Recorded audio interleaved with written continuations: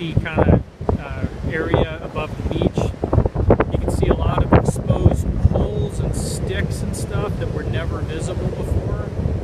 They were well under the sand.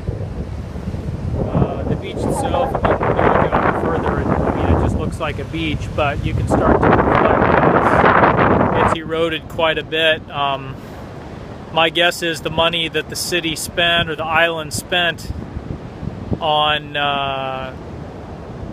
kind of dredging up sand and making a new beach and getting it all level is all wasted because of Hurricane Matthew. It's all going to have to get redone.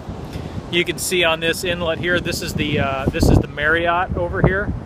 So this is from Seascape Villas. Coming, if you cross the street, you go on the left-hand side of Marriott.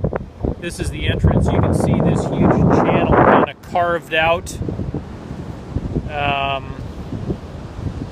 along here, and then this walkway here that's just been kind of filled in with a bunch of sand. But overall, I mean, this will all get leveled out. It's really not, it's not destruction by any means, but it's just you can just see that a lot of this sand just got hauled away, and that dredging exercise to rebuild the beaches is going to have to get redone.